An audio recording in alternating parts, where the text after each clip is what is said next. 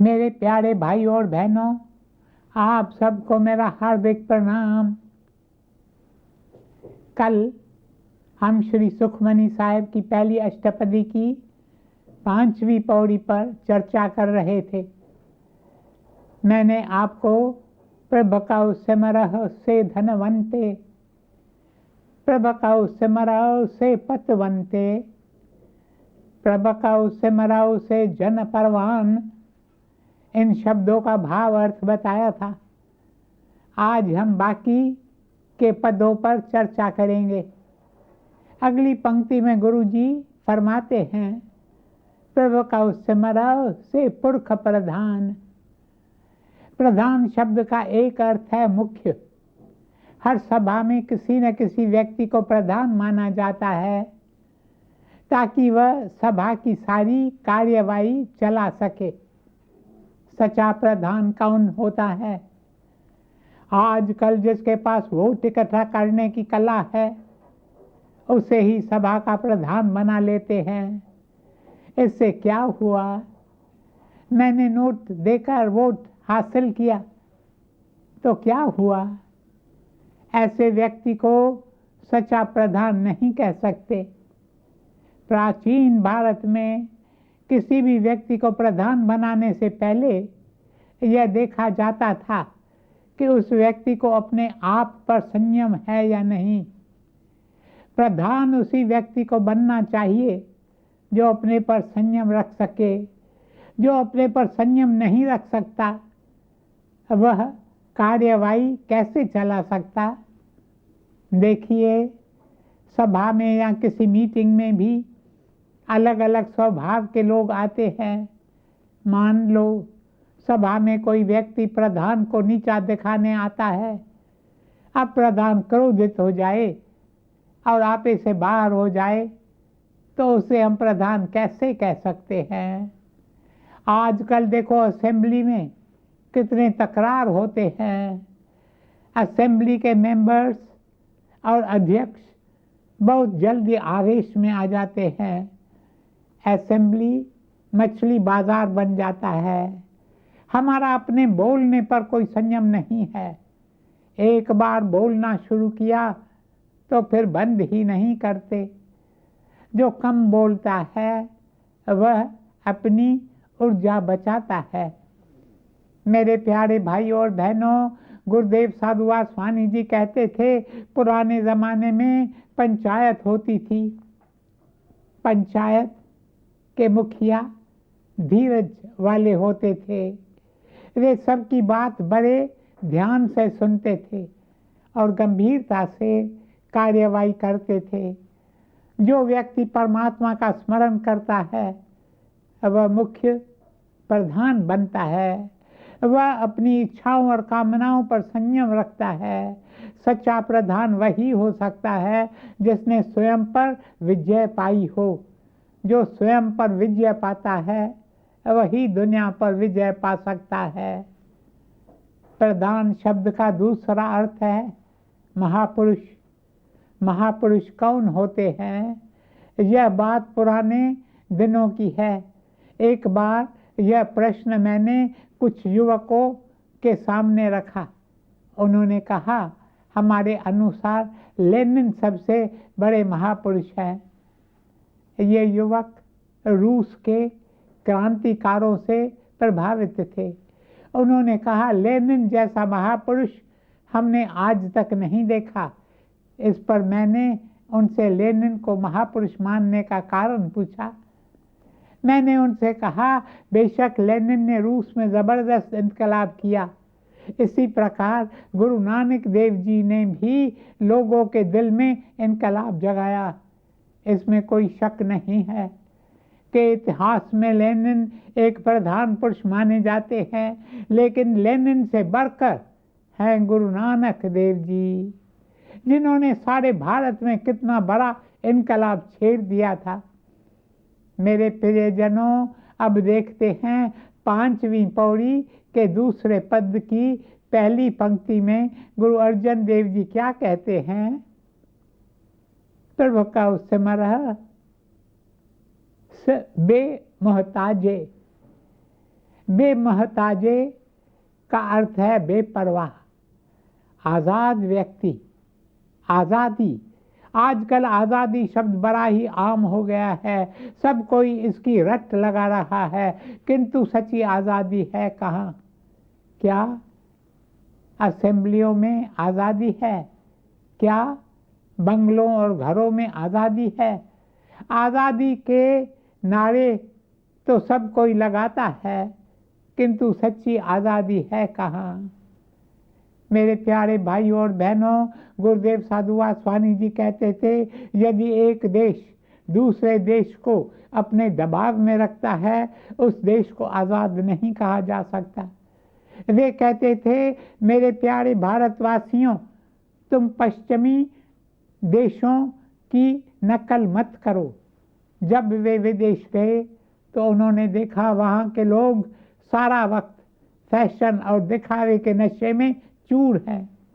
नाचने, गाने और सिनेमा तथा नाटकों में व्यस्त हैं। वे सुबह से लेकर रात तक पैसे के पीछे भागते हैं। गुरुदेव कहते हैं, जहाँ परमात्मा का स्मरण है वहीं सच्ची आज़ादी है। आज़ादी नकल करने में नहीं मिलती।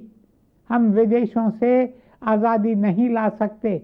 हम कपड़े ला सकते हैं, पर वहाँ से आज़ादी नहीं ला सकते। अपनी घोट तो नशा हो। मेरे प्यारे भाइयों और बहनों, दूसरों की नकल मत करो, दूसरों में दोष न देखो, स्वयं को पहचानो। और स्वयं को पहचानने का अर्थ है परमात्मा का स्मरण करना। इसलिए स्मरण करो, अपने सच्चे स्वरूप को पहचानो, तो आप भी आज़ाद हो जाओगे। कौन है तू आप पहचान, और न बैठ तू बिन अंजाम। चोले अंदर आत्म बोले, देख तू प्यारा अंदर खोले।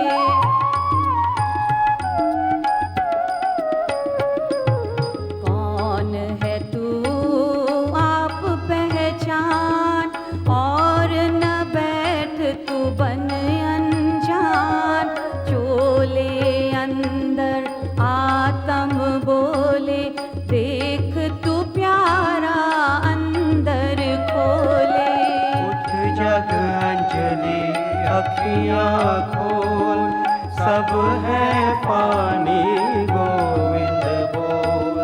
भज गोविंदम भज गोविंदम भजो रे भाई गोविंदम। भज गोविंदम भज गोविंदम भजो रे भाई गोविंदम।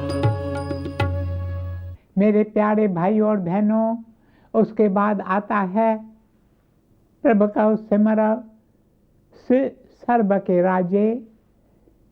सर्ब का अर्थ है सबका, और राज्य शब्द का एक अर्थ है राजा।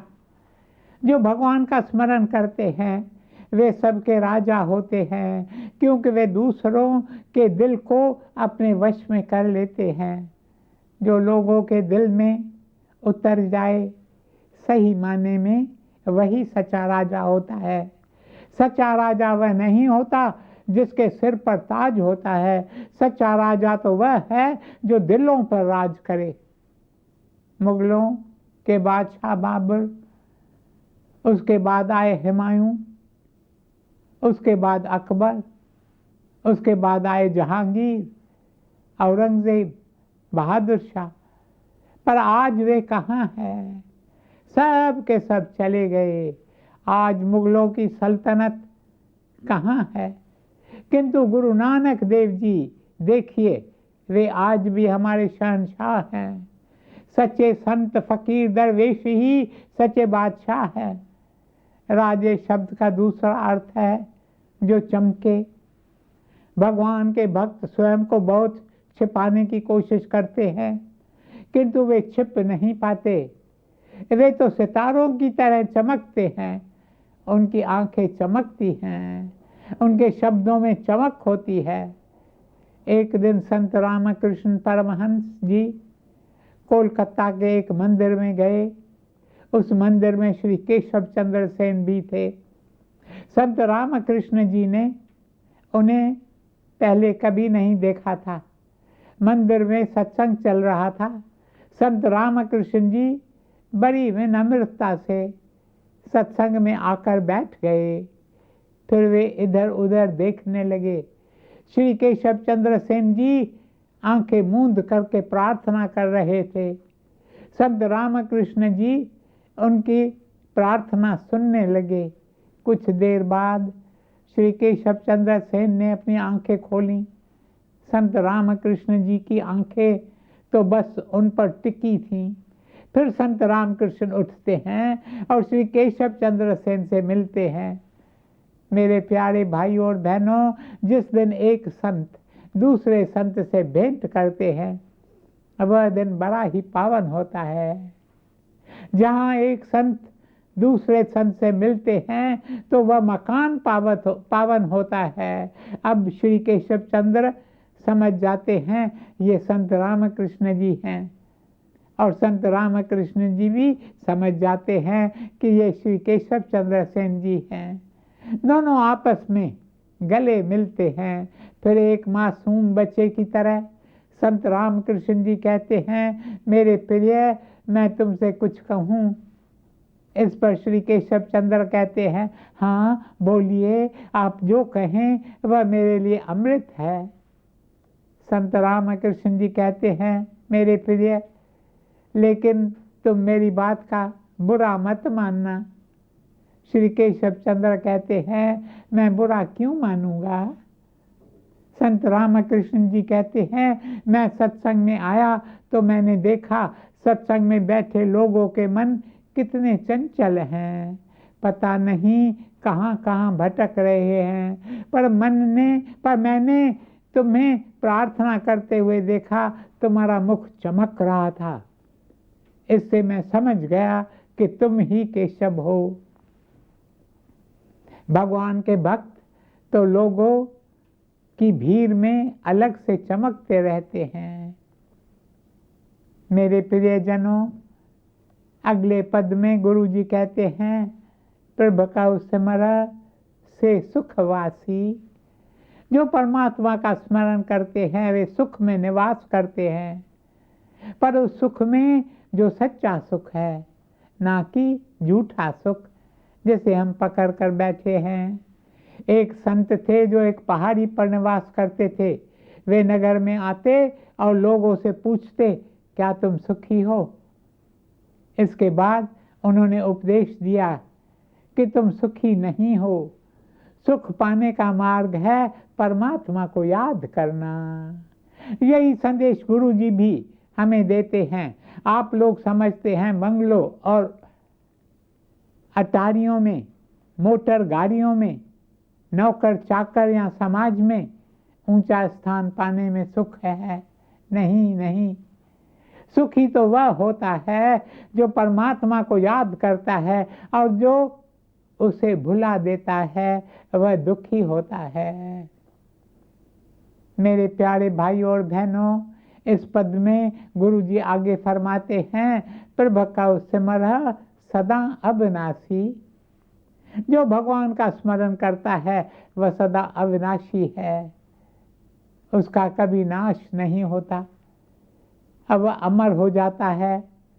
उसे न तोप से नष्ट किया जा सकता है, न किसी तलवार से, तथा न ही संसार की कोई और ताकत उसका नाश कर सकती है, क्योंकि परमात्मा उनकी रक्षा करते हैं, उन्हें संभालते हैं। अब आते हैं 5वीं पौड़ी के आखिरी पद पर।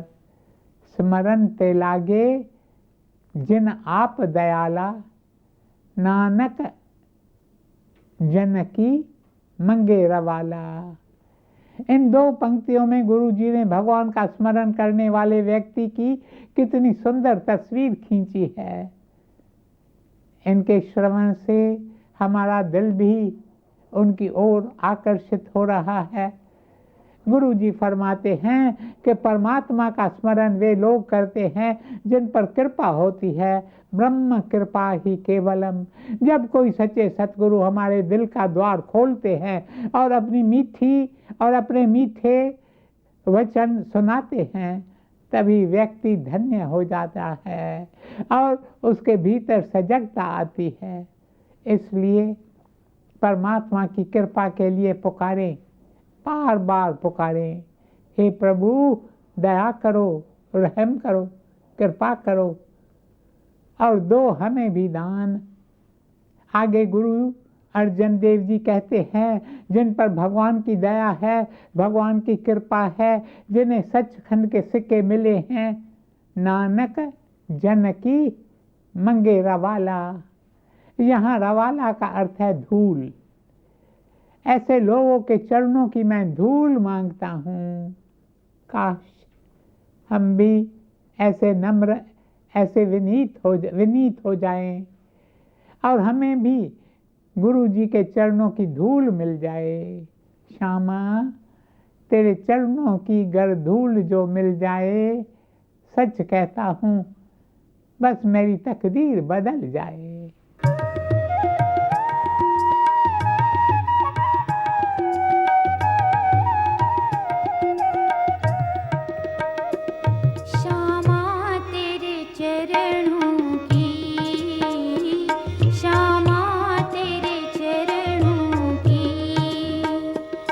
गर धूल जो मिल जाए, श्यामा तेरे चरणों की।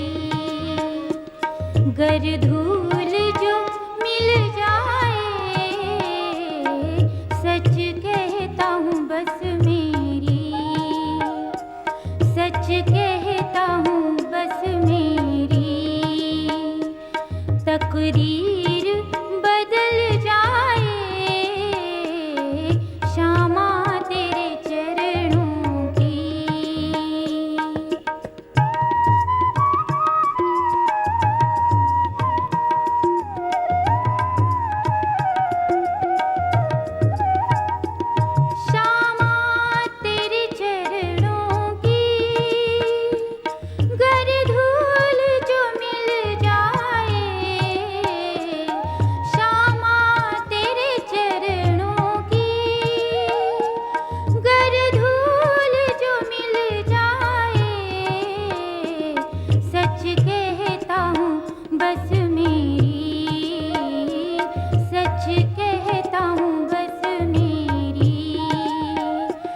तकदीर बदल जाए,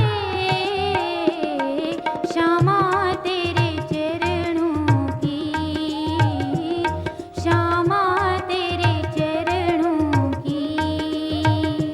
गर धूल जो मिल जाए, श्यामा तेरे चरणों की।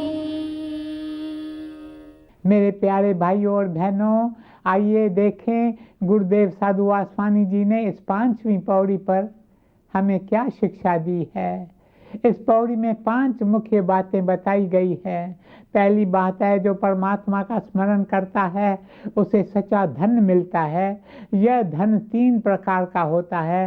पहला धन है सेवा धन, जिसे यह धन मिलता है वह गरीबों और दुखियों की सेवा करता है। दूसरा धन है प्रेम।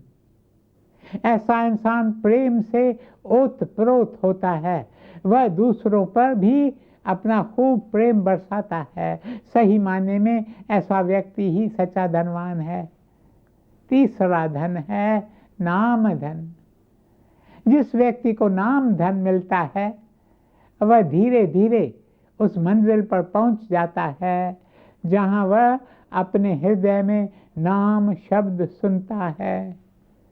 इस पौड़ी की दूसरी बात यह है, जो स्मरण करता है वह पुकारता है, हे भगवान तुम मेरे पति हो, काश मैं सुहागिन रहूं और अपने पति के हाथों में दम तोड़ूं।